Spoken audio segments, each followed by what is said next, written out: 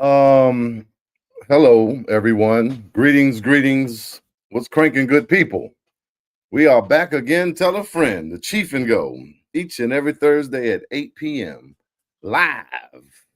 You heard? I'm your host, Chiefy Dog, Chief Dizzle for Shizzle for Sheezy for Show, the Cheat Code, Rockadamas, Rockaware, the Mr. All of the Above, Chief, keep it brief, all that, and then some.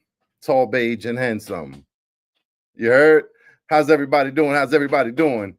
Um, we're gonna get this thing going in a minute.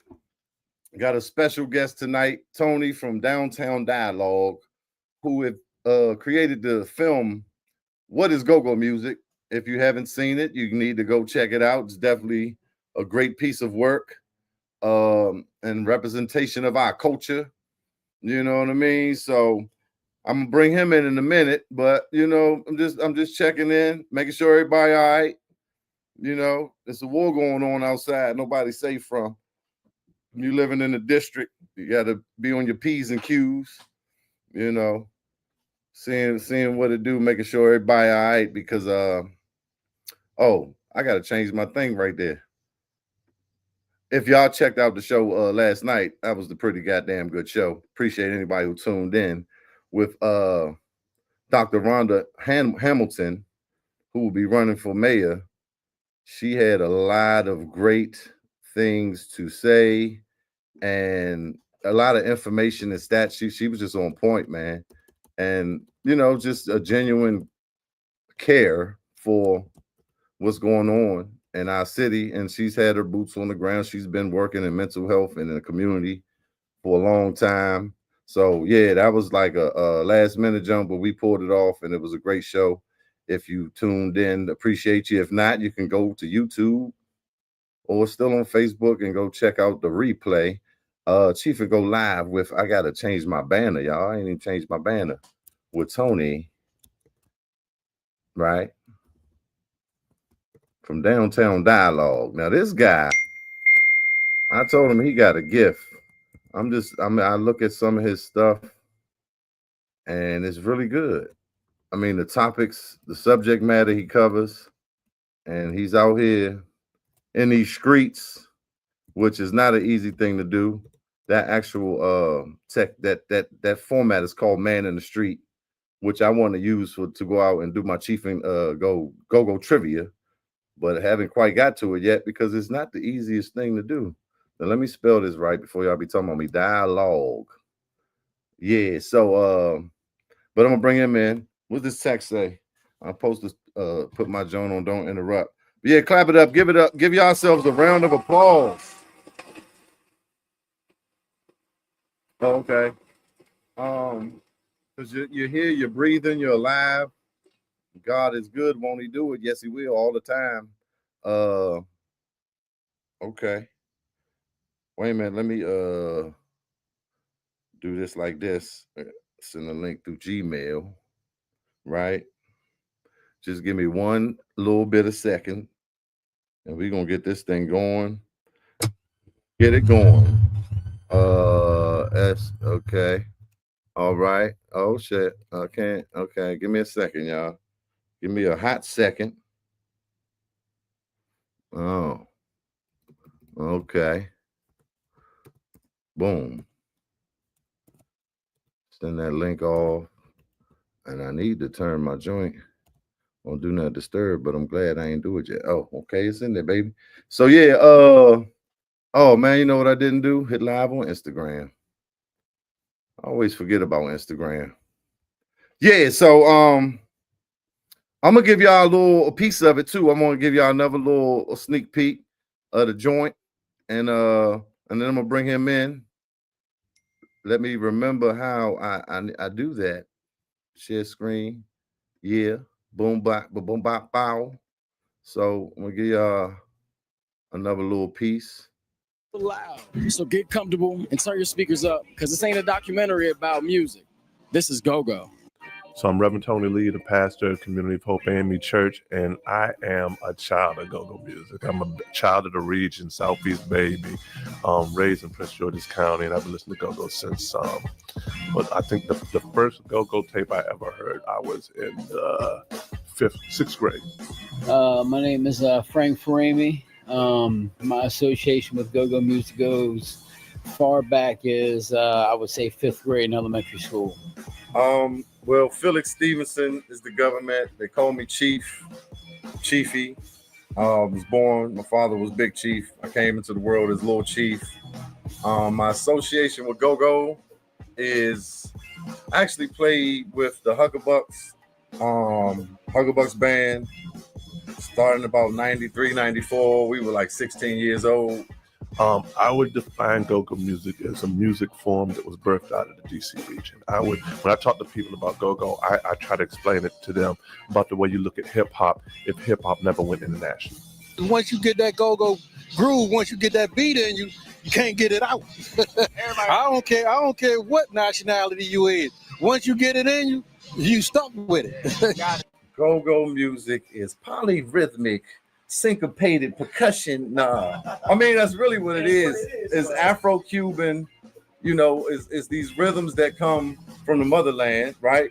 So quick history, the drum was the first instrument ever created in Africa, and for spiritual purposes though, for war, for chanting, for celebration, for tribute, communication, rites of passage. This drum was what we had to use along with celebration, right? For music, like we do kind of now with everything. We got orchestras and stuff. And so over, the slave trade and the migration of however, so go-go became a way for us to use that percussion and those rhythms, those polyrhythmic, syncopated drum patterns to come together and show love and celebrate. And that's basically what it is. It's just highly driven by percussion. Now that has become a whole music form. To me, go-go is the most important music in the United States for me. The only other city that could almost come close to us is New Orleans because they got their own sound.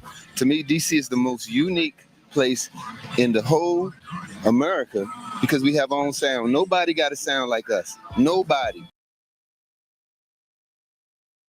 All right.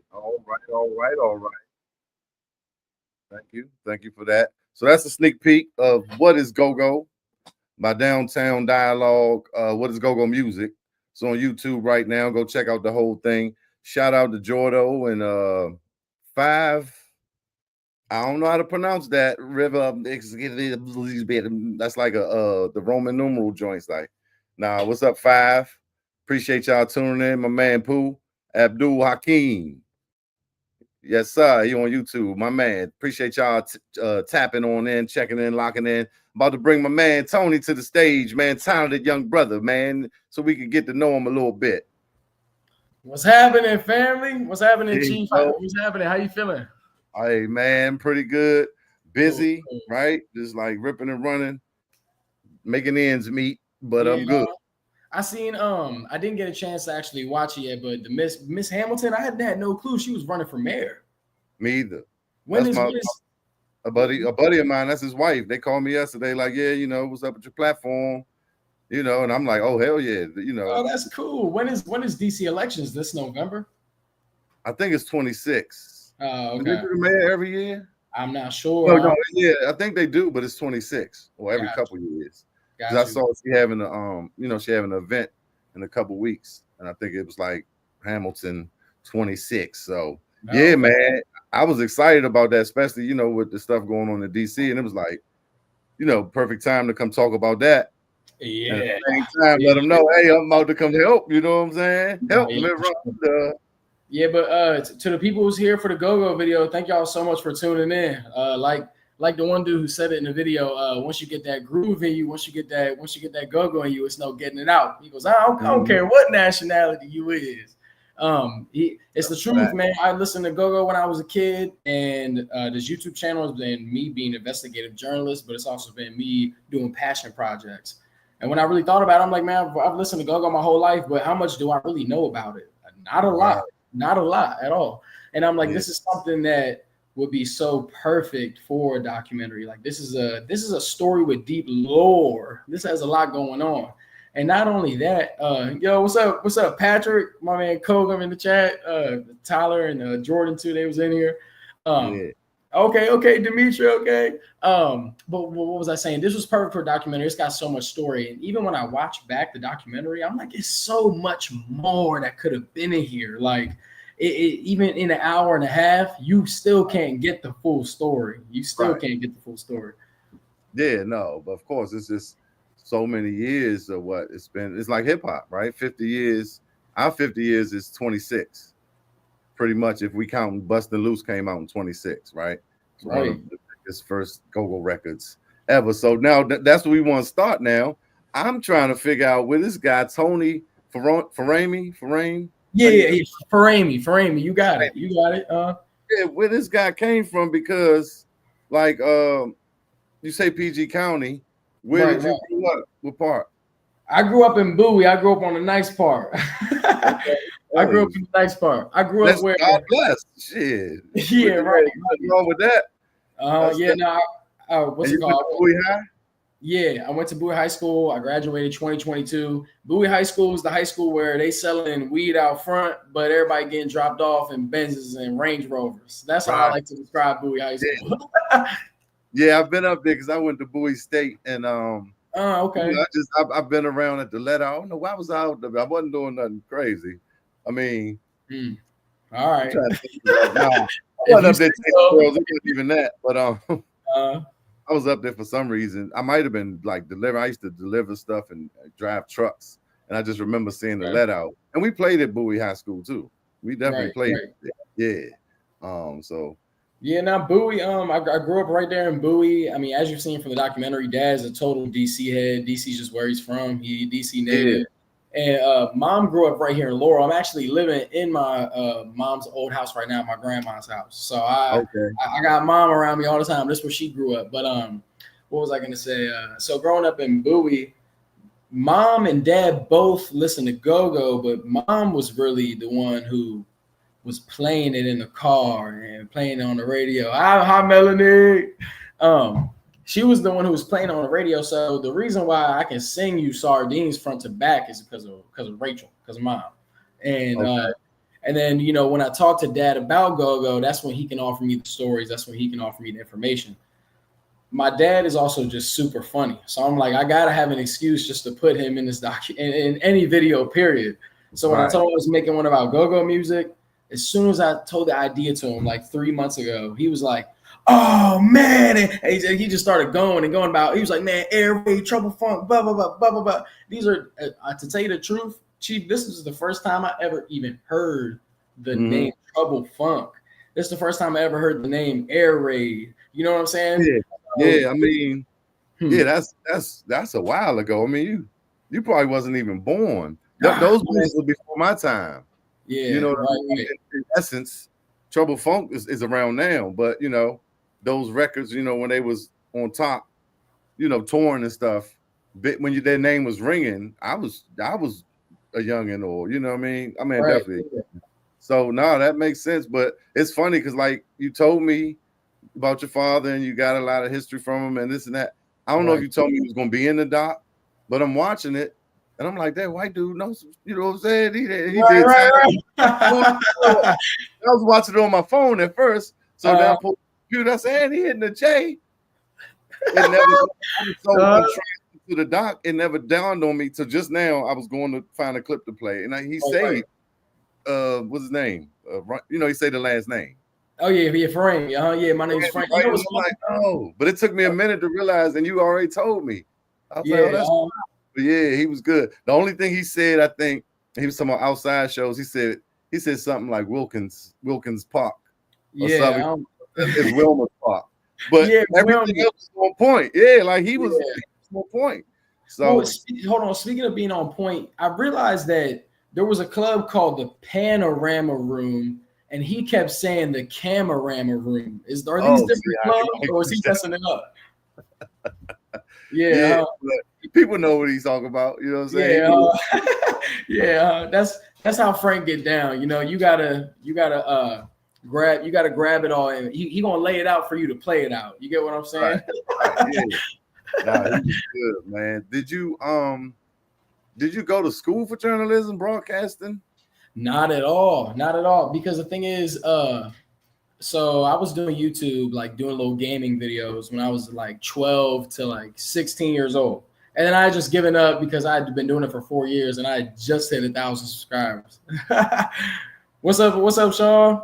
That's my man, Sean. That's our little inside joke. I'm the goddamn CEO. My man, go ahead, son.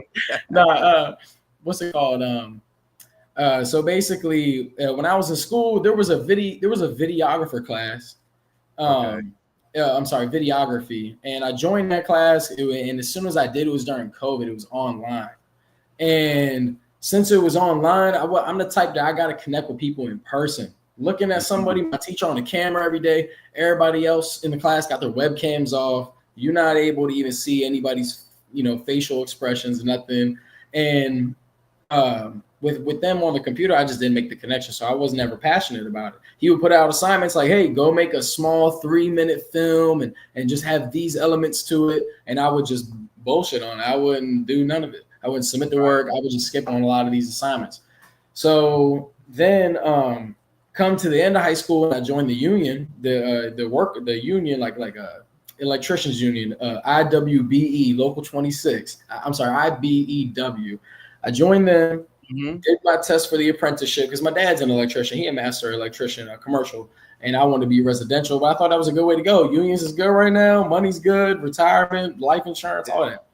So I jumped into it, and I just felt like my mom has always been saying my whole life that like she don't want me doing plumbing work. She doesn't want me doing like physical labor jobs, not because she thinks I'm not capable. I always love working with tools, but because she thinks it's going to be wasted talent. Essentially, she was like, "Nah, like your YouTube videos, like you used to do talent shows at school and do all this different stuff. Like I just feel like you gonna put yourself in a box if you go to do these jobs. You're gonna get locked into it. You're only worried about the money." And before my grandma passed away, she said the same thing. She said, if you focus on money, then you got the wrong thing on your mind, essentially. Like happiness is what should be on your mind. Exactly. And that kind of stuck to me when I was in the union. So I stayed with it for a whole, like almost a year, did the apprenticeship test when the fall came around. I passed it. I got accepted into the apprenticeship program, studied for it and all that. And then like a month in, I was like, this just ain't for me. This ain't for me. It was not for me. And maybe I could have stayed down for the couple of years. Maybe just being an apprentice is what it is. You know what I'm saying? Everybody want to not really help you and kind of make fun of you because you're the new guy and all this stuff. And I'm not really saying that's my case exactly, but I'm saying that that's how it is usually. So I was like, this just ain't for me. I stopped it. And then now it's just kind of working with like auto parts jobs. I'm trying to find a job at a little parts counter place. But right now, as soon as that job ended, I wanted to get right back into YouTube because while all this is happening with the career in 2022, politics kind of like took over my like life for real, just to lay it out there, I'm like left leaning. I consider myself to be a left leaning Democrat, honestly. I'll put it out there. I like to make my content non-biased, but recently I've been really feeling this urge inside me to change it up and really just say what I want to say. Regardless, back to that though, in 2020, I started getting into the politics real bad. I'm following the Biden administration. I'm like openly defending Biden in public for a couple things and stuff like that. There was also a lot of criticisms I had of Biden. Regardless, though, it was taking over my mind. I'm thinking about politics. I'm watching the news every day. And then I started posting things on Instagram, like look at different political memes, trying to get people to kind of think the same way I do. As I'm sure all of us do. All of us gonna post something on politics on our Instagrams and stuff because we just kind of want everybody to get into the same headspace, share with them some information that they may need. But also that sometimes isn't effective enough. Well, you gotta think these days, we on Instagram, I watch your story, somebody watches your story, my story, 5 other people's stories, and by the time they're done with that, they forgot what me and you even posted. Fact. You know what I'm saying? So it's like, I was like, at least sometimes. So I wanted to take the creativeness and like this YouTube experience I had from my old gaming channel. And then I also wanted to take this fire I have inside me for politics and kind of blend that up into a creative political channel. And I was also huge shout out to Channel 5, Andrew Callahan. Patrick's gonna laugh at me for messing that up. What's it called? He's this massive YouTuber, and he does kind of like man on the street. Like he almost, I will give him credit nearly for like making man on the street popular again. But the thing is when he first started was kind of just making people yell crazy shit into the microphone, hoping they say the wildest thing so he can go viral. And then it started to take a shift into politics, where he was like, I think I started this man on the street trend of just trying to make everybody look stupid, and that's not really productive. Let me use politics instead, and let me actually like kind of get some information out there. And his videos, Cheef, you check them out, they just so raw and unfiltered, and like it's people in their most vulnerable stages telling their story. And it was inspiring me, honestly, because I'm like, man, like why don't I just do this for a living? I love hearing people's stories. I love talking to random people. I was raised in a household where you grew up around more people who were examples of who you shouldn't be than examples of who you should be. So with that being said, I'm not used to being around people who got it all together. You get what I'm saying? Right. So being out on the street and just talking to anybody, I just got like an open heart, open mind. I'm ready to just give a mic to somebody and let them pour their heart out. I got inspired by him, the politics inside me, the creativeness. It all just kind of came together to get it started. And it wasn't a class, unfortunately. It was not. I wish I had taken that class seriously though. I could have learned something. No, sometimes a class is not necessary. I didn't take a class for drums, so and you wasn't in band? Huh? Yeah, I was in band, but we were Mr. Daggett, remember? Like but I guess I thought, you're right. You did say Mr. Daggett was the music teacher. He wasn't a band teacher. Yeah, it was like a band teacher. I had music in elementary school, Miss Register, shout out to her. In middle school, I don't think so much. But that was my first, and my father, was around the house. But when we got to high school, it was like a band, but it was like 6 of us in the class, it was like an elective that nobody took. Right. So we wasn't really learning. We was joking and funning and stuff. So yes, that's around the time I had got drums and played in the basement, pretty much just taught myself. But saying that to say, like, all that you said, your personality, what you was raised around, all that's coming off on camera, and the passion for the politics, which is, like your general content. Right, so right. The GoGo was not a stretch, it was a pivot, but it's still DC. It was still DC, right? Exactly. And it's still, and I also try to include elements of those politics for the people who follow me just for the politics. You know what I'm saying? Like that's why even though gentrification, displacement, black neighborhoods in DC almost being completely changed in terms of who lives there and how it looks, it don't compare to. I'm sorry, hold on. Let me rephrase that. Even though all these topics are a part of the story, including them isn't just because they're part of the story. It's also because I also want to include these political and these important political pieces of things into the thing. Like for my Bowie racetrack video, talking about the abandoned Bowie racetrack, I included a section where we talk about. You say you checked it out? No, I need to watch it. Okay. No, it's all good. That one, I include a little part when Bowie's getting developed, how Levitt was discriminating against the black community, like redlining in Bowie, essentially. Right. He wasn't letting any of them get a mortgage even near coming and see the homes. You know what I'm saying? So not only am I including that because it's part of the story of Bowie, it really doesn't have much to do with the racetrack. This is still something that is worth talking about and worth reminding everybody what was happening. Not that long ago. We're talking about 50s and 60s right here. People's grandmas are still alive that probably had them and their parents denied from these homes. Right. And so politics is going to be a common denominator in a lot of things. Just like you said, the racetrack is always going to be some politics behind something that's substantial. Right. But just looking at that, and I was wondering about going to school and, because it's like you got this knack for, but you kind of just explain all the things that, some of the things that you cultivated to create who you are. But like you said, that video class, it was born, it was just this, go do this project. And it wasn't that interaction right? Yeah, Man right. on the street, it's got to be one of the most entertaining or interesting things for you to watch, because you're watching somebody go up to somebody that they don't know to ask questions, and so it's all spontaneous, kind of like GoGo, right? Yes. So that I always love Man on the Street. Billy on the, remember the dude in New York? Yeah, he's hilarious. He's hilarious. Yeah, Hits from the Streets came to interview us when we was, it was a black dude on BET, Ali, I forget his name. But he came to interview us. He was funny. He got on the drums. But I used to watch all that. I love it. I think I'm just saying it like, yeah, a lot of people probably, will be interested in that, they don't know that's a format. But you know what I'm saying? Just when you turn it on, oh, let me see what's about to happen. And they asking the chicks to add up this, and the math joints, little trivia questions, and people just be, so that's a great joint. But so I think that's a strength. I think your passion for politics is a strength. Now, do you edit these videos too?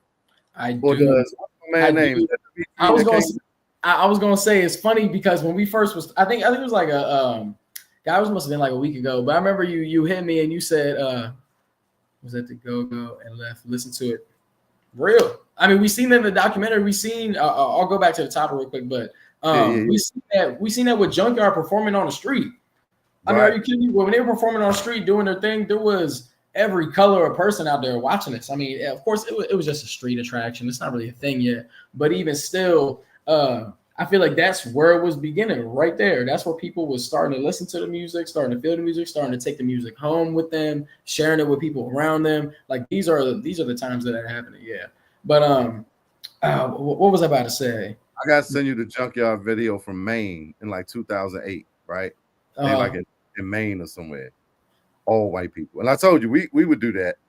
There's a video of them in Maine. That's crazy. I might have to play it while we on here. But we were talking about editing, and do you edit yourself? Yes. And that's what I was bringing up. Yeah, when you first it was like a week ago when you hit me, you were like the downtown, you said on the Cheef and Go that's what it was. Last episode you said on the Cheef and Go downtown dialogue, Tony's company, Downtown Dialogue or something like that, or Tony is the host of the company or whatever. It's all me. It's a one-man show. It's actually a one-man show. I mean, I got Tyler helping me, my cousin Jordan. Tyler I met, right? Tyler. That's 5 Rick Rivershes. You know what I'm saying? 5 Rich. That's him in the chat right there.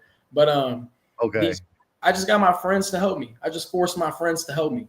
You know what I'm saying? And through doing that, I was able to get a cameraman, but everything else is me. I do the editing myself. Yeah. So you like me, so that's why it's a kindred spirit. Shout out to my man Kari Vines, because he always chiming in and supporting the channel. He say Soren Baker have a good popular YouTube channel. That's an old host from BET. I don't know if you know what Soren Baker was. He was I don't think so. Yeah, I said BT, MTV, probably VH1. He's been doing different stuff, but he do some good interviews. I actually met him not too long ago, and I actually got a contact for him. So yeah, thanks, Kari. I might have to turn, tap in. Yeah, tap in. Right. But hey, I want to bring this up. When I was showing people the GoGo video, like because right when the video comes up, I'm showing my friends, family. He said, my boy, one-man army. I want to show everybody, see their reactions. You know what I'm saying? It's kind of like a, what do they call it when they do like a private, is it like private viewing or before the movie or whatever it's called? I don't know. Screening. Yeah. Screening. Yeah. I screen everybody. And everybody laughed at the part of you making the impression of Mr. Dagger. Everybody. Yeah. Everybody thought that shit was hilarious. Man, y'all should have seen the real character. He was short, he was kind of stumpy, and he looked like a older Carlton from Fresh Prince. He kind of acted like him. But yeah, man. You're right. Hey, look, my little impressions and stuff come out here and there. That's kind of everybody know I do impressions. They come out though. It's like if they be like, do your Jamaican, they be like, yeah, man, I can do it, but they got to come into like by itself. Okay. I mean, but but it was good, man. They talking about hold up, crazy turnarounds up with that. Yeah. Oh, thanks, no. Man. Yeah, I started like 5 months ago at my 1,000 subscribers, and I'm at 1,600 now. So things are moving along pretty good. Yeah. No, I'm watching GoGo, you. But like I the said, when you first drop on, especially on YouTube, that algorithm gonna catch. Like, you know, I give you that 1 out of 10, 10 out of 10. yes, Yeah, if you get people engaging with it and interacting with it, yeah, early, then they're gonna show it to people, right? Early.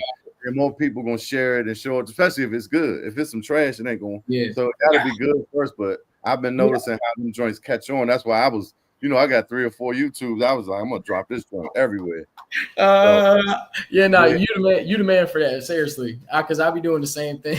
I got like Yeah. 5 accounts. I jump on each one, throw a little like on, and then and you know I check the impressions on that, which is like how many people had reached like on their like homepage, and it said 70 or 80,000 people. I can't remember now. So YouTube pushed it on that algorithm, and I gained the most subscribers from this GoGo video than I have since any video I made. That's how I know I got crazy love. Yeah. And no, and it gets it exponentially, like it starts to increase. You get that traction, it just starts to increase because now you're talking to a different audience, or you know, it's so many people doing stuff, so they might not have even saw that you doing that you existed. So now that they see, okay, he did the GoGo jump. Oh, let me see it, you know, and then YouTube will give them another one of your videos, and it just starts to build like that. And so that's it. That's the thing about content. You just keep it consistent and try to be, of course, quality and consistency, and it'll pick up, man. And you know, you'll find your fan base. Yeah, I hope so. I hope so. It definitely is the quality and quantity. You know what I'm saying? You gotta find that balance. Yeah, and sometimes you'll get caught up that we get into the content space, but yeah, but it's important for people. There's a lot of people creating content. Hey, man, we're in a new world, and I have been doing it, and I've been, you know, getting better. So that because you know, people say 3 a day, post 3 shorts a day. You know, try to post one long every week, one long form video, or you know, you can't get the consistency, right? Whatever schedule you might be on. But now, if you don't have a video that you worked on that's quality, then you might find yourself trying to just post anything. And I'm not saying that's good or bad. Just don't post trash. Like, it might not be as good as this joint you got coming, but just don't, you know, try not to post something that's gonna make unsubscribe from you. That's what I'm saying. I try to give myself a rule that I'm like, if this goes viral right now, am I gonna be proud that this is what I'm known for? Like, and if the answer to it's yes, I'm like, all right, post the IG reel, post the YouTube short, post the and it's real cool. But don't sell out. No, but don't sell out. Don't sell out. And through these man on the street videos, I'm making these long form content videos where I'm telling a story and I'm trying to make you feel a certain way, and then through that, though, I get a lot of good conversations that people, like you said, are going to want to see for man on the street content. So I can easily tell a story through this long form video and then build an audience on Instagram and TikTok where people don't necessarily care about the long story. They just want to hear this one little conversation part of it that was cool as hell. Right. We're just scrolling and reading the captions. Yeah, right. That's why you gotta have captions on your shorts, because a lot of people not listening. Yeah, for real, and especially now, man, nowadays, because people, I don't know if, how often you check like some of the analytics on YouTube, but the average going to be at 10K subs by the end of next year. I believe it. Let's do it. Some of the analytics you check the what was I about to say about the analytics there? All right, I'm gonna stop throwing you off with the joints. Let's just get back to the GoGo, man. We talking about being YouTubers right now. No, we was talking about that, but it was something else I thought of. Oh, yeah, because this is not just about the GoGo. This is just your introduction to the GoGo community. But I need them to see what you do as a whole, because you're gonna have people because for one, you in the city. And so, but it's interesting, like you tapping into topics and stuff. That's what you were saying, something about the subject matter and people being drawn in and starting conversations. And we was just talking about the consistency and quality and stuff like that. But and another thing is live, right? Live is very important because you can't fake live. So when you're doing live, people know you on point and it's the real deal. Yeah. No, that's you know, I study for real. I be into this stuff, but I see the growth, and you know, I see why things work the way they are. But no, it's more than that. So the one last night, you fast with it. You know that they deployed the National Guard. I say, I know hit my son, I know my man on it, and you sent me the joint. Yes. That was the thing is though. That's my first time doing that though. That's my first time hearing something in the news cycle in DC, and I'm close enough to where I can get down there in just half an hour for real. Yeah. And the night that he announced that in the press conference was the night that I was there, and then it took me just a day, which I would say was like 8 hours to edit that. So that, and then I uploaded it like literally as soon as I could at like 1 p.m. on that very next day. So really, it was like 48 hours max. I can't remember exactly between that, him saying that in the press conference, and me uploading that video. It's the first time I ever did that. And I'm also unemployed right now. You know what I'm saying? So it's real easy. It's real easy to stay up and get down.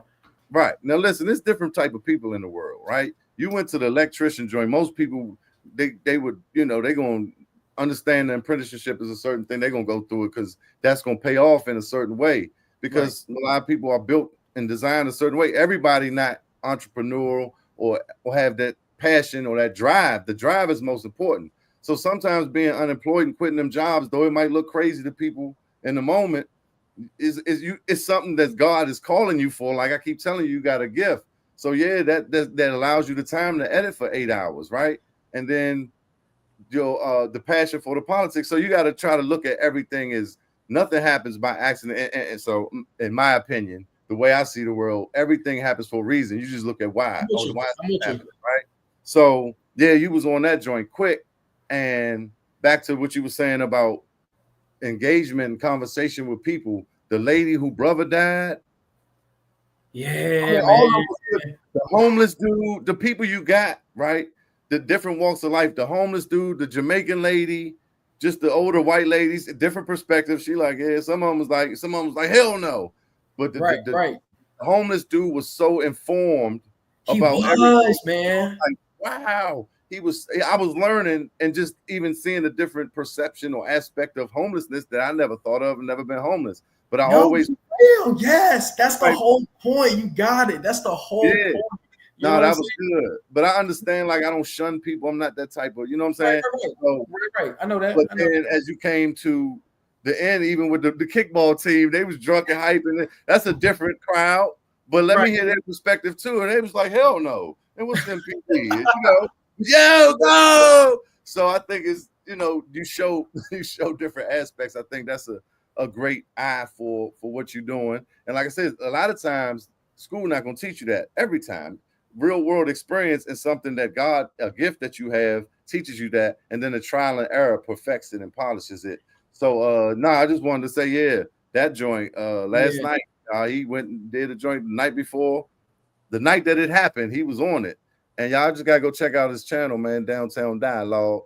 Yeah, I appreciate that. That girl right there who talked about her brother getting fired from his job at the EPA by Donald Trump's like budget cuts and stuff.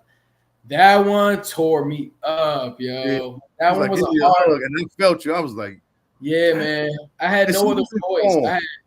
And even the stuff she was saying, like, you know, some white and such something. This ain't our problem. Not like that. She was. No. Yeah, I understood. Right. So, and I was happy and that's happening a lot. People are waking up to like, you know, like, oh, this shit is really you know. And she's like, I was here for this. And so she outside though, she protested. Like it was genuine. And like I said, from that, like her brother loses his job at EPA. I remember that day. I remember that morning. Yeah. You know, budget cuts at VA, but budget cuts at the FBI. We're doing budget cuts at ATF. We're doing budget cuts at the IRS. We're doing budget. You know what I'm saying? It's just PBS. Public PBS. And then we're gonna turn around and not even fix the national debt by giving more money to Israel, more military budgets. A bigger military budget, and these tariffs, which are overall just gonna end up inflating our national debt already. Which the homeless guy mentioned was at $37 trillion. You know what I'm saying? So Yeah, it's well, when I talked to him too, it was funny because we just got out the car, me and Jordan, right? Coming down to the crosswalk. He turned around and I'm sorry, we have our backs to him. We're about to just walk down to the White House. And he had said something to us, and I couldn't remember what it was. But you know what it was? Because I have on my press shirt, right? He goes, man, I hope that, you know, whatever you do today, it's just for positive reasons. I hope you're not bringing any like negativity to the world. He had said something like that. And I love that he had said that shit because, you know, that's not what I'm about. I love that he said that because that's what I'm about. So as soon as he finished what he's saying, I said, brother, do you mind if I interview you? Like, right. I say, he going to be my first interview because he's got good things to say. And that's how that interview ended up happening. He's his whole, how do you budget cuts for vesting? That's what I'm seeing. Unbelievable. And as it's already hard to get, VA benefits anyways. Yeah, you know what I'm saying? We got vets living on the street. The veteran suicide rate is super high. I believe the veteran suicide rate is higher than union workers, police officers, and there's one other like career that has high suicide rates that I'm not sure of. But at the top of the list, it would be that. Yeah, it's crazy. Yeah, and like the lady said, her brother, you know, got laid off, killed himself, and he was the smartest. She kept saying he was the smart, and you could tell because she was on point. And you know, like I got my knowledge, my energy. He was my life force. You could tell she wanted to break down. Yeah, man. But that's good content because now people can see, right? So you might have some black people in the hood like these motherfuckers, hunky, don't white people don't right. So when you watch that, you can see the genuine, you know, love. That perspective, you know what I'm saying? Like that's a white person people may not have ever even seen before. This might be the first time in their life they ever said some sense like that. She was like, as she goes, I just want to say to all the white women who are watching, it's time to tune in, lock in, you know what I'm saying? Talk to your neighbors, grassroots movements. She was like, I don't want to get into this pessimism because, oh, well, now it's affecting me, therefore I care. Because in reality, this has been happening in America forever. Talk to the people that it's been affecting, you know, find out from them, get knowledge from people who have been affected by America for all this time.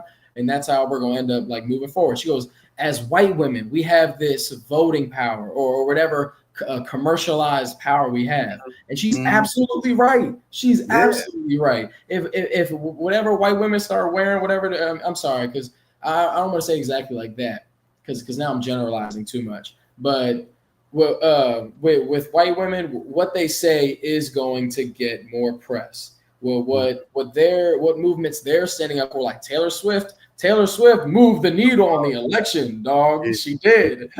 You know what I'm saying? Towards Kamala Harris. Beyonce, the same thing, except Beyonce's audience, I'm not sure it's primarily white women. Regardless, how I was going to finish that thought is with her, she said, you know, women, we do have this commercialized power. And she's very right about that. And I'm glad that she recognizes that. You get what I'm saying? That's the key right there, is starting to see things from the opposite side, looking back. Not what is it? Not introspective, but outrospective. Is that what they call that? I'm not sure. Yeah, looking back, retro. Yeah, retrospective, right. I believe. So, and then she ended with like, yeah, we have no right to walk around here and act like oppressed, or you know what I'm saying? She was just like, yes, like I see this clearly, that so you need to listen and talk to people that actually, you know, going through blah blah blah, whoop de whoop, and like kind of like we don't have no right to basically walk around like basically like we oppressed, or you know, it was something like that. And you got it. Yeah. I was like, wow, that was powerful. Yeah. So something that I was curious about, right? On the GoGo video, somebody commented and said that the song that I played at the beginning, right after I said DC's also known, you know, for GoGo music, and then I played the new impression song, hey, right? Somebody commented, they were like, the song you played at the beginning is not GoGo music. Okay. Is it because it's bounce beat, or is it because you, in your opinion, is that truly not GoGo? That's GoGo to me. Look, Kyrie said Taylor stopped talking though. I'm not sure. What is she was speaking up at first. Oh, look, I'm not Could hip. be. Could be. Y'all She know- could be. She could be a part of the capitulation. She could be a part of everybody standing down, bending the knee. Honestly, Yeah. that's Look. what. If that's true, if that's true. Yeah. Politics is in everything. So, Kari, are you the one? Somebody, a lot of older people don't consider bounce beat go-go, right? Because it's a different beat. Go-go is the swing, the congos, the bacos. That's pretty much what it don't mean a thing without the go-go swing. So the bounce beat, like we talked about, is that extension, and some people don't want to choose not to have that into that category. They saying it's something different. Like we said, we know what the ladies do.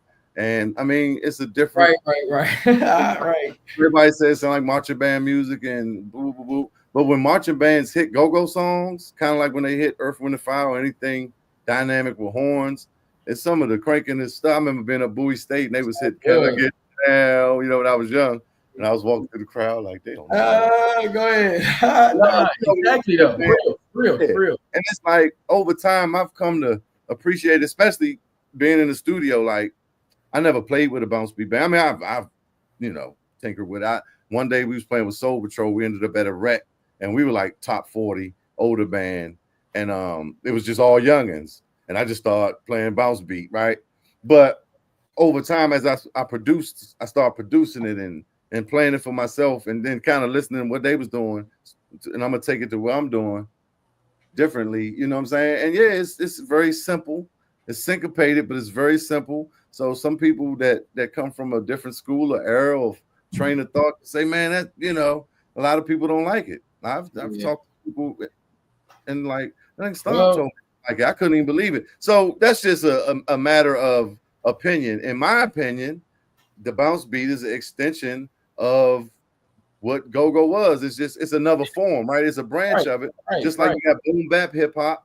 Them purists of hip hop didn't want to hear the 808 drums and stuff that Manny Fresh and them was doing. Even fast forward to the trap, you still. So if you in New York saying Slim, that ain't the, son, God, that ain't the tap tap.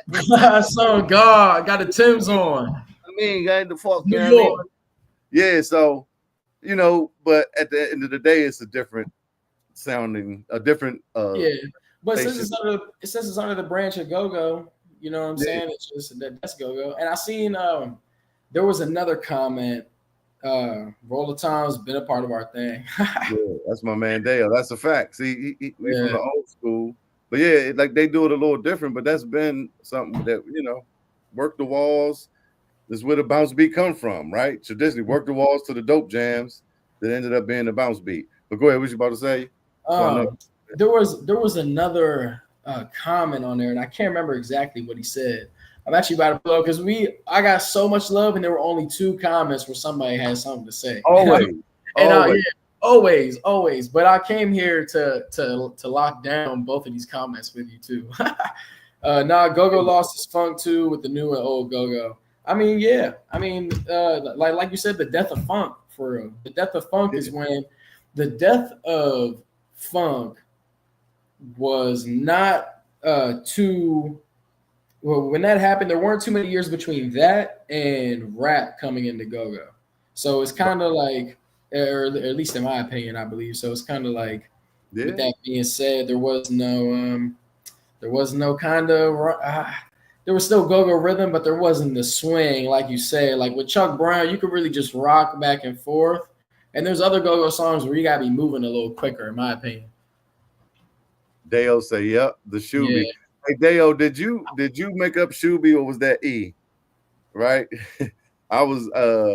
That's why I said Donald Trump. I did my Trump. No more. Yeah. This I think it's him or our buddy E. They was in the band together, and then Grown and Sexy basically came in like we talked about with Scooby and a lot of that. And for different reasons, it changed. But Dale and them do not let their foot off these guys' neck. I'm just joking. Like Shuby too, right? But I understand what they're saying. I understand where they're coming from, right? Work the Walls was a structured song. Yeah, yeah, it was. Also, and then the dope jam. Structure, a better word to use, probably. Yeah, yeah, right. That's right. I mean, and work the wall is definitely not the same pattern as the bounce beat, but because it's kind of like they just do the bounce beat, kind of like Chuck would take a go-go swing, Mr. Magic Pocket, and put every song over it and have something little bridges and transitions, right? But now, what all the bands are doing, which the Shoe which the Grown and Sexy has turned into, is you play a song, a little pocket in the middle, another song, a beat in the middle. And it's just really no distinction. Whereas to we played, or the 90s or this era that we're talking about, kind of like what No Feast still do and what Junk still do, is a song, is a transition. You're hitting the song, you might hit it in a different beat than everybody hit. It ain't just a pocket. And then the beat gonna drop, and it might be another part when the beat drop. It's a hook, it's a chant that come in. Then it's the freaky deaky boom, then and so and that one groove, one cover that morphed into, it's gonna be 10 minutes. Then you do that with the next song. Now it's just song, socket, or pocket, song, socket. Kind of like a Chuck thing, but Chuck did it different. It's hard to explain, but now that's what bounce beats are doing. Bounce beat bands are, but that instead of the socket or that go-go swing, Mr. Magic beat is just bounce beat. And they're gonna sing their songs and I gotta clap it, even though it's some songs, some clappers and all them. I don't know if they should like, some of the old school songs, but let's see what they're saying. He made it up. Okay. But you ran with it. Yeah, that sounds about right. They bounce and trap music puts people on one frequency, which is dangerous. That's a fact. Even with trap music being, like we just talked about, the 808 drums, where the boom bap in New York in the history was analog drums, a certain frequency, right? Now, a lot of samples from older music, right? That's a frequency, warm record frequency. Now the bounce beat is all digital frequencies, and their ears are becoming so used to that when they hear the regular analog drums, it don't catch them. Right? That's the reason why go-go is being lost with the youth, because it don't connect to them. They used to hearing. I'm a producer. I know when you pull up them 808 drums and all that, it's way louder. It hit way harder. The analog drums, you're gonna have to do some work on it, dress it up, amp it up, right? But so that's part of that. I love it. This is great. It was structured, but still times, right? Maybe that's why, man. Maybe that's why some rock just don't hit like it used to, or maybe that's why rock ain't really what it used to be. Because I mean, in terms of popularity, like I feel like all the rock songs a person would listen to today were made 10 years ago and prior. Yeah. You know what I'm saying? Yeah, I'm Nirvana, Stone Temple Pilot, the Chili Peppers. Yeah, all the 90s bands, and you had them little 2000s bands that kind of broke out. Like, you know what I'm saying? They got a little, and then the rock took off with like emo and all that stuff, like screamo bands.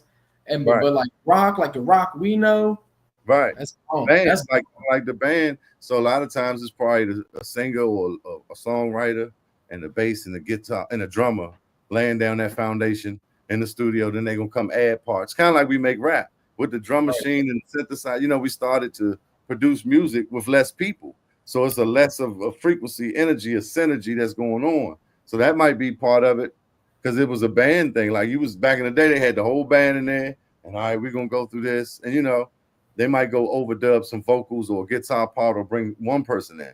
But now it's like probably a couple people laying that foundation, and it come back. So it's just not hitting the same. It's not that power. I feel like now you could design a rock song on a computer and just get somebody to sing on it. Right. Now look with loops and all that. Who knows what they use? It's something about that. It's nothing like that real thing.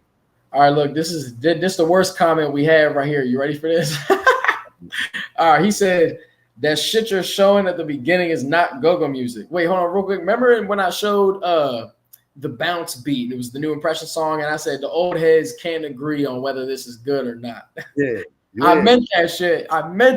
Because here we go. He said go-go music is not hey people jumping around like idiots. He said real go-go started in 1978. You did not start from the beginning, and people you interview have no idea about go-go. You have to go to the original bands to speak on go-go. You Maryland dudes have no clue. Man, that whole DC Maryland thing is crazy. It's so crazy. But so I'm gonna say this. I get, like you say, I get one or two bad comments all the time. I get the go-go loops. I make the loops. I sell them for people to be able to produce go-go or practice to them or whatever they need. Put them in the back of their music. And so it'd be like one dude, like, why are you selling our culture to people? Stop selling our culture to people. And the person that it would be no picture on that joint. Usually the haters is no picture, or some crazy name. It's just like neither of them fools I raised comments had no profile picture. Just be a troll that don't have nothing to do with be miserable and hate. And when all the rest of the comments are good and there's one or two, then it's just a joke of just but nah. Obviously I didn't take it seriously, but I just thought I thought it was funny. You know what I'm saying? You gotta laugh instead of cry, man. If you don't laugh instead of cry, you're gonna fall apart. You know what I'm saying? The hate comments is always gonna be there. That's the internet. You can't let that shit crack you. Exactly. No, but I mean, and not to say he's totally off base. He's older, and that's how he feels, and that's okay too. But say it in a respectful way. Don't come in like, motherfucker, yo, you stupid, and what Maryland and all that got to do with it? Like, what? I know. And then he's saying the people I interview got no clue about GoGo. Wow, I ain't see that one. Yeah, so I do little GoGo beat tutorials here and there. So it's one I did a while ago, but I'll just turn the camera on and then be making the beat. And in certain aspects of the GoGo loops I'm promoting, showing you how to insert them. I'm not sitting there trying to make the best beat. I'm just saying, this is how you do it. Lock it into the tempo. This dude said, you have no clue on how to do GoGo tutorials or make GoGo beats. Slim, I got people that's in GoGo be like, when they hear my songs, that actually they be like, what band is that? Well, and I made it in the house. Right. So it's like, but like you said, I know you don't even know what you're talking about. You don't even know. Yeah. I come from this. I am this. I am this. Exactly. And it was an older joint, but he could have said, he could have said something a little different. But like, I made newer joints like, I needed this. This is the best. Thank you for making this. This is that. I need, you know what I'm saying? So it'd be like, yeah, that guy, he's just. I was talking to my friend Manny because my friend Manny, he showed the video to his parents. He said his parents absolutely loved it. Peach County Landover, Palmer Park, where the other bands wished to go. Club LeBarn. The one guy mentioned Club LeBarn when he was talking about Chuck Brown. He was like, got up on stage. He was like, I see you over there, youngin'. He was like, that was at the Club LeBarn. He showed me the picture of him and his men. Now I forgot where I was going with the one thing. Good Lord. I'm not showing you no more of them joints. You saw the one dude, you was talking about the comments. Oh, you showed it to somebody. You showed it to one of your friends. Yeah, that's right, Manny. Yeah, thank you. You're a good host, man. Hey, that's right, man. So what's it called? So Manny shows his parents. They said they loved it, and Manny ended up. He's actually a producer. He makes his own music too. He produces, and he has a little channel where he uploads his beats and stuff. And I told him right before he watched the documentary with his parents, I said, the guy interviewed Cheefism, he actually produces GoGo beats. He was like, what? I said, yeah. He goes, how does he do that? Like, he literally, he thought you was Magic Man when I started describing it all to him. And what's it called? He ended up hopping on and watching his parents. He said he loved it. So I just want to share that, man. He thought you was really turning up if he was able to do that. Yeah, I appreciate it, man. He's like, yeah, it's not a thing everybody does, because when you're from the community, you usually got the band. We're gonna call the band, and we know that's the best way to create it. But like things change, technology comes in, and everybody don't got the band. I was in Atlanta, like I said, when I kind of thought of that, and I had a band, but it was just different. And like over time, I kind of came to like, what about the people who don't have a band and none of that and love it? So. But yeah, GoGo's like rock, soft rock, contemporary, right? Like, yep, grown and sexy, crank, bounce, beat. Yeah, that's what I'm saying. Yeah, yeah, that's a fact. So, what was I about to say? I ain't gonna hold you too much longer. I say I can't help you remember this. Yeah, look, I'm surprised. I was remembering them joints, but I like the part where Reverend Lee said he was going to Chuck, and Chuck had did the gospel joint, and I guess he was bringing it up he said, hey, man, look, you got to be hot or cold. You can't be lukewarm up here. Hey, I love it. Yeah, Chuck. He said, you either got to be hot or cold. You got to be hot or cold. Don't go to be lukewarm. That's a fact, though. Like, look. Nah, for real. Come on, man. We're in a certain atmosphere. Talk to me about that later now, all right? Right. Nah, and what's it called? My mom said she loved your Chuck Brown impression too. Yeah, you know what I'm saying? Yeah. Hug about y'all. You know what I'm saying? Young boys. But also the Donald Trump joint I seen you do. hold it, sauce. But it's us. Yeah, hold the most sauce. You know what I'm saying? Yeah, I've been working on my Trump. I was gonna say, man, Trump he different, man. I gotta say to everybody, if you watching, to right now, serious moment, ain't the time to be scared. It's time to get informed. It's time to jump on Facebook, join these little protest groups, join these I can show you right now 4 different Facebook groups that organize protests in DC. That's how I get down with the journalism, is because I simply just got on Facebook, found the people that organize. Thank you, Eric. I appreciate you, bro. I really do. There are people who are on Facebook organizing these things. They're meeting up. They're having just little seminars on how to fight back. Even if these protests don't work, a lot of times, to be truthful, who we're dealing with right now, I don't think these kind of performative protests are going to work. Going out the street, just holding up signs, marching, that shit ain't going to get nothing done. Unfortunately, it's just not. What's going to get things done is getting Democrats in the Senate and getting Democrats in the House in 2026 when the midterms come. Luckily, we already have 2 Democratic senators and congressmen over here. So I'm sure if everybody's watching here is from DC and Maryland, we're pretty much good. DC, y'all can't even vote on nobody anyways. But when it comes to the rest of these states, y'all got to get Democratic leadership, man. That's the only way that we're ever going to be able to fix this. And also, we might have to have some crazy guy take a couple steps further, and I won't specify on exactly what that means. Everybody can use their imagination for that. But I think marching in the street isn't going to get it done. But regardless, even if marching in the street doesn't get it done, it's time to team up. It's time to meet people, get familiar with your neighbors, get knowledge and give knowledge about what is really going on, and get active. Get out there. Yeah, because marching, like I kind of believe that for a while. Just being that outside looking in, but really over time it wears down like a drip of water will wear down on a rock, right? So it's still an effort, it's still an energy towards the greater cause. I think, of course, the greatest thing is the pocket, oppression. I mean, we're being oppressed, economy, right? Attacking the economy stops the spending, the consumerism. If we stop spending so much, so that day we marching, if we can get everybody to do them blackouts where we don't go spending or go to work or work is tough, and like I said, everybody just speaking up and being active on Facebook and the community, just talk about it, just make that presence like we're not gonna take it. No, real shit, man, real shit. Because the blackouts work. Yeah, talk about it, my bad. No. The blackouts work, but only if the blackouts work, but only if everybody gets on the same page. And I feel like in today's world, that's not going to be possible. It's just not going to be possible. So I don't know what steps we're going to have to take further, but get to know your neighbors, because if things fall apart, you better know who's around you. You better know who's around you. You know what I'm saying?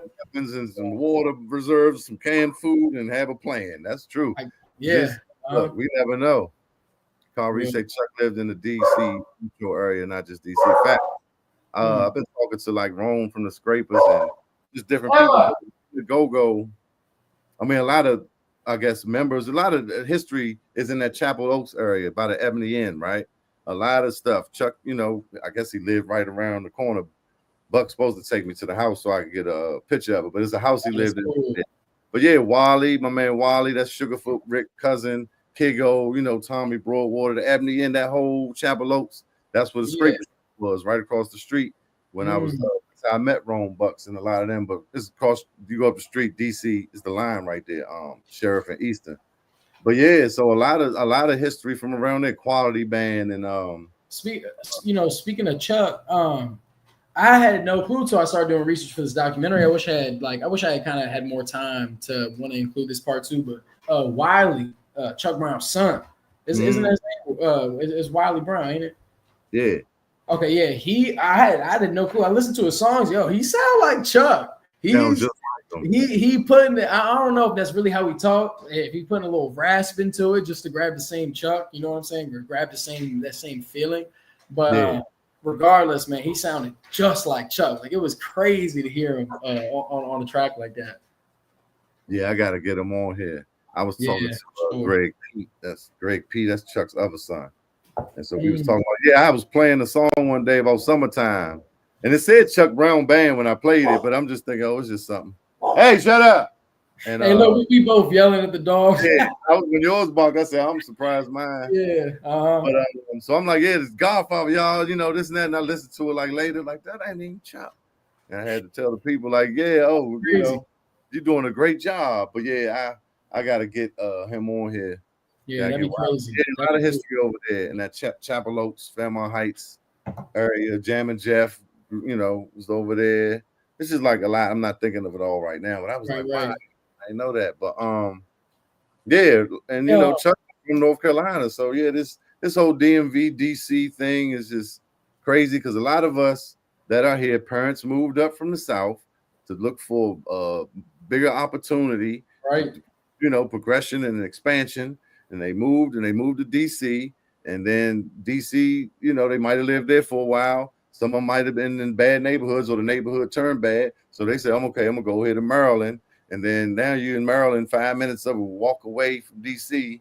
And you know, so but your family's still in DC, or you know, your grandmother, then your mother, then like all my friends. So everybody didn't go to live in DC, go to DC public schools and have a Marion Barry summer job, but we still did, you know, District of Columbia, the DMV, right? And the girl made shout out to Queeby, made a point the other day and said, you know, Maryland and Virginia gave DC its land, mostly Virginia, right?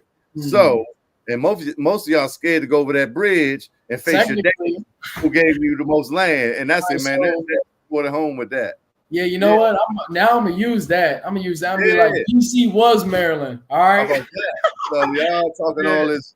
You know, I love DC though. Like, and you know, I don't think it's towards me, but you do have people that's from Jessup and Odenton and never, you know what I'm saying? And from DC, but a lot of people when you out of town, you just say DC because people know where you know they know that area more than from Stevenson, Maryland, or Stevens, Maryland, or you know what I'm saying?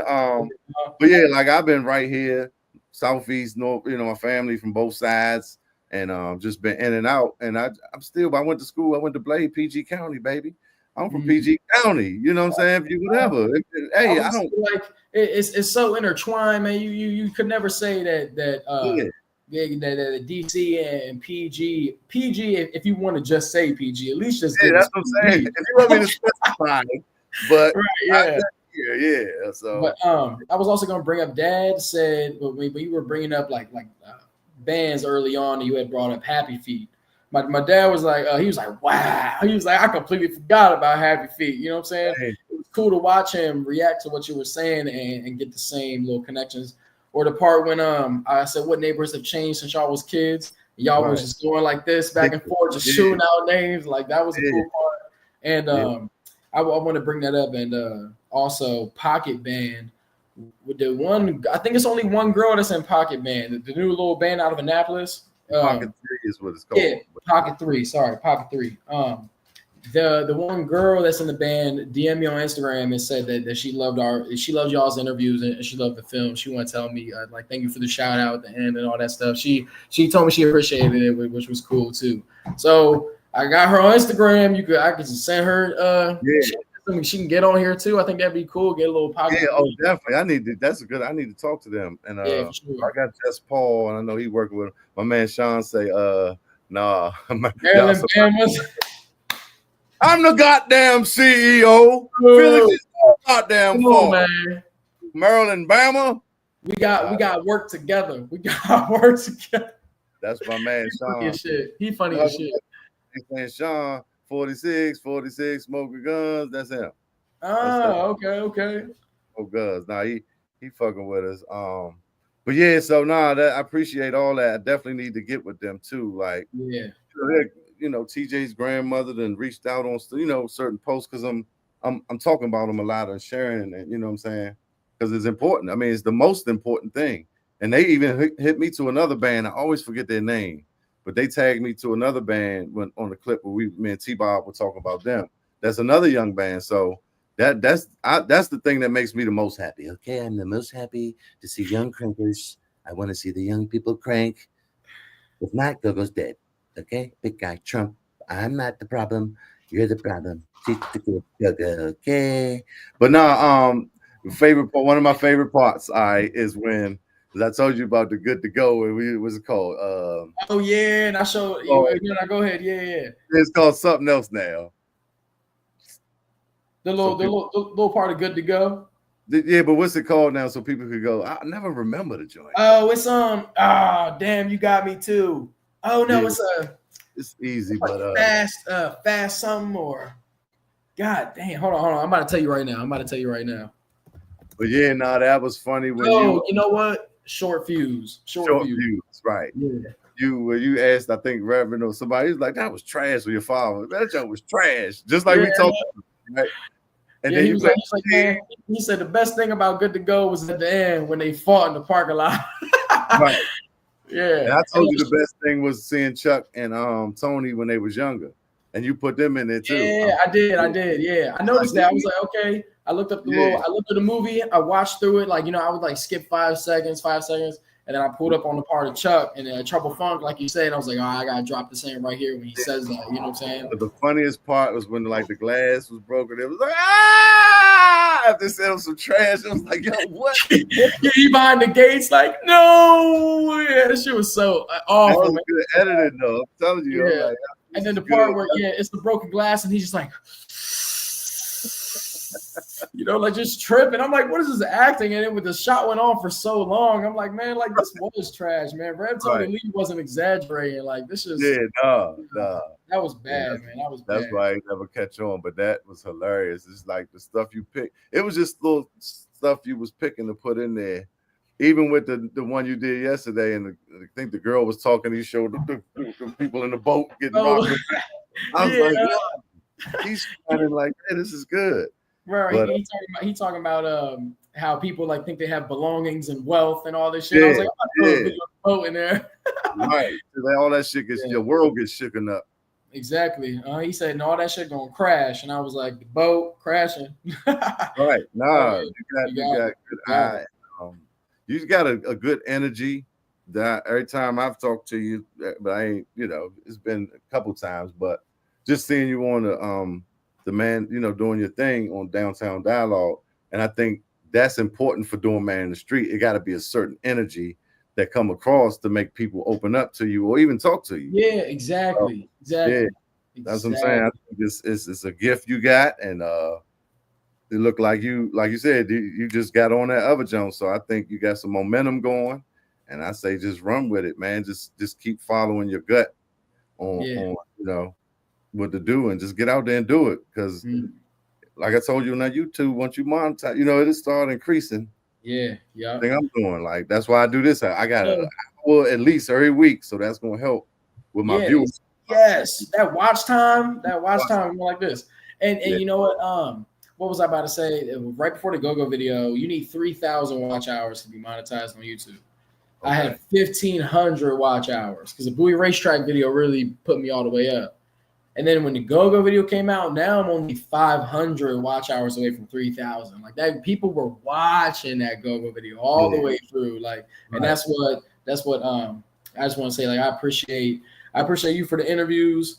I appreciate you for putting me on so much and kind of recognizing the goal that I'm trying to get, which is to get people's perspective across, but also not take advantage of them to the point where they're like a commodity. You get what I'm saying? Because you're actually coming off to them as a real, genuine person. If I was just a reporter and that girl told me that terrible story, I'd probably just walk away and tell her, thank you so much. But I couldn't help but have that human moment. And that's what I'm trying to show is that the human moments are acceptable in news and all this stuff. Like, and you know what I'm saying? Like, we should be more down to earth. You should, if you're a reporter and you tell the news, you should act like everybody who's normal. I don't get it. Like, I guess I'm not saying it right, but I appreciate it because NBC News, it feels heartless. It just feels so cold. They're like, hey, there you go. They're enjoying like Donald Trump ruined the world again today, and it's just like the tone is all that's it feels the tone is like it's not them. I know it's not them. Because it's all of you watch any news, it's always the same tone. That's part of the training. Yeah. Well, sir, George, we just got word that Donald Trump, you know what I'm saying? He's got his head blowed off, and we're back to you, Jenny. Yeah, like, and I'm like, I know they don't talk like that. Because how are they all talking like that? And I know it's a lie. I know it's a facade. I know, you know, so when you have that feeling, why am I even consuming the news that they're giving me anyways? Like, it's not them. It'd be certain ones. This is a guy that do 60 Minutes. He's got a tall, light-skinned guy, and he's very, you know, damn, I can't remember his name. But I just want to go drink with him. I just want to see what he like when he drinking, because he's very popular. Man, what's his name? One of them 60 Minutes looks like, you know, the guy that's just the super corniest, because some of them are able to speak and articulate wisdom, Martin, and, you know, people, they able to still be cool, but some of them are just like, I just want to, and it's like, I know he get down. We're going to go do some line. Hey. No, real. Lester Holt. This was Lester Holt with NBC, NZB News. Yeah. He probably turned on, man, these motherfuckers. Shit, I gotta go meet this bitch over here. Yeah. And you know what I'm saying? Even when he's doing like the little, like, when he, for like New Year's, you know what I'm saying? He'll like sit in a chair with like 3 other reporters and they all talk to each other in a conversation and they're talking about New Year's live. Yeah. He still sounds like that. Right, so with Lester Holt specifically, I think that might just be him. He be talking to people and he still sounds like he's reporting the news when he's telling a story. Like, you know what I'm saying? I don't know. I don't know if maybe after a lot of years it gets ingrained into you. You just become that person. Right. Braxton Heartbreak. But anyway, I guess that's about it. I gotta go out here and see what I see out in these streets. But thank you for coming on, man. Yeah, we appreciate you for making the film and doing a good job and representing in the way. Like, all the comments I'm getting is, man, he did that. Thank you. Somebody said we need bro. You know what I'm saying? I was like, we need bro. Yeah, and that's why. And after the GoGo love, I also felt that much more wanted to go to DC, because I'm like, man, all these really DC heads found me, love the content, and or at least love, like, you know how I'm introducing and doing the outro. I really let y'all tell the story, and I kind of have my beginning and end. But all my other content, it's me. So it's kind of like, with that being said, I want to give something to the DC people again. I want to give something to the DC people again. It's not just national news. This is something that is actually literally happening in their streets. You know what I'm saying? Like, going to be happening in their yard. You seen the video? Fool on the front porch smoking a cigarette. They talking about, you got your ID on you, champ. Right. He says, I live here. No. Right. You know what I'm saying? No, I live here. Why would I give you my ID? This is my front porch. Like, that's DC's getting a little scary right now. So he called it a public wellness or something check. It's like, y'all Medicaid and everything. We not well. What you mean? Like, somebody stop me from smoking and drinking? Because I'm depressed because we not well. I mean, most people. But you said about you might do a part 2, right? And and so here's something I just thought of when you said that. Now you can maybe pop up at the Fast Eddies or the it ain't, you could pop up, but I rock with you on some of them joints, the Aqua. There's people going in and out, but now they probably gonna know you, that Joan Bubbling. They gonna be like, oh, that's the dude from the joint, and just even talk to people that's going to the these establishments, these venues, going to see these bands, how much it costs, how it was, back in the day compared to now. What's the venue like? What's their favorite venue? Stuff like that. Yeah, I think you're onto something. I could make a video that's whole premise is literally, let's do this again, and we're gonna talk about everything that I should have talked about. You know what I'm saying? Like, not in a way that I made, not in a way that I made mistakes with the first one, but in a way that I want to talk about this even more. Like, let's talk about everything I could have talked about. Like, let's do this. I can interview Pocket 3. Right. Do you know who Area 301 is, the band? I've heard of them. I'm not sure. I might know somebody. Regardless, John Noel is like the little owner of the band. He talking about, he know connections to Backyard, and he grew up with my dad. So I'm like, it would be real easy to maybe get a connection to like G or something. Maybe get Ron Moen on this time, now that he knows that, like, I'm for real with it. You know what I'm saying? What you're talking about. Yeah. Because honestly, but I know some of these people too, so we can. That's what I'm saying.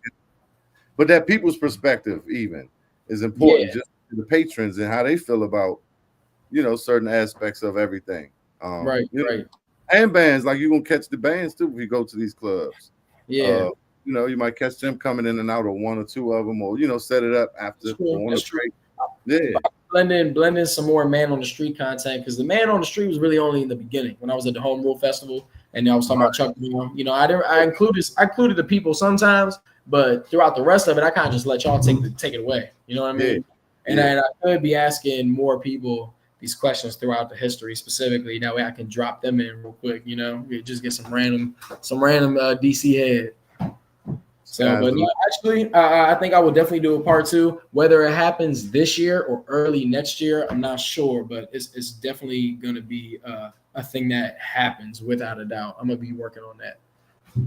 Yep, man. Eric Stevens say keep doing what y'all doing.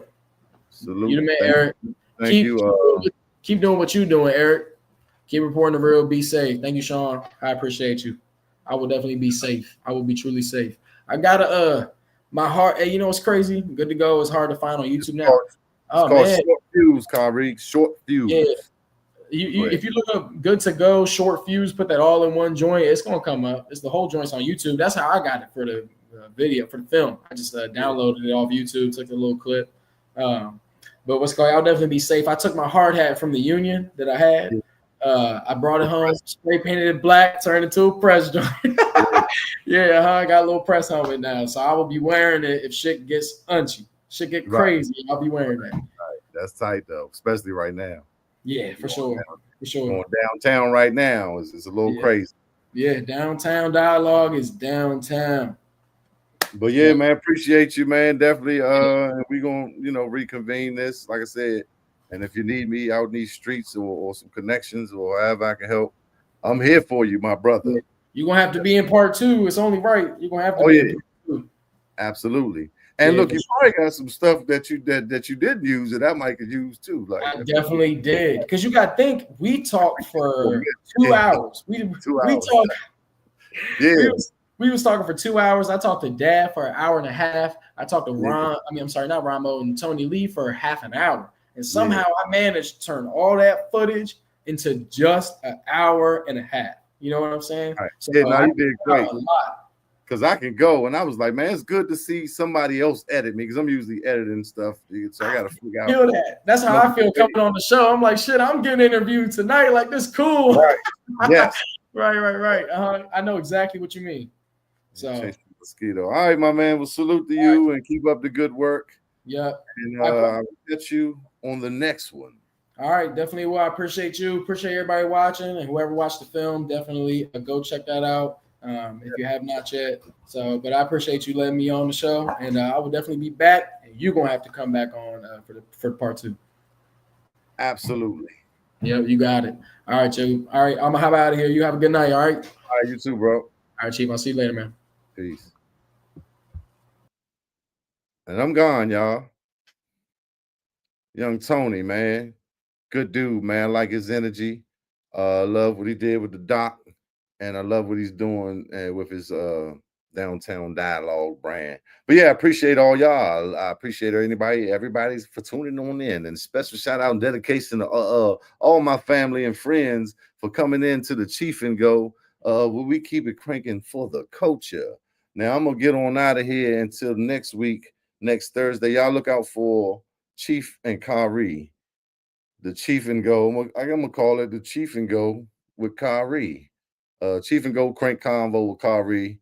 I'm gonna try to drop it tonight or tomorrow, or maybe Saturday, because Friday is really not a good day to drop. But appreciate y'all. One love. Keep it cranking, and on to the next time. It's a vibe. 95, I pledge allegiance to the crank. As long as I'm alive. Cheef and Go.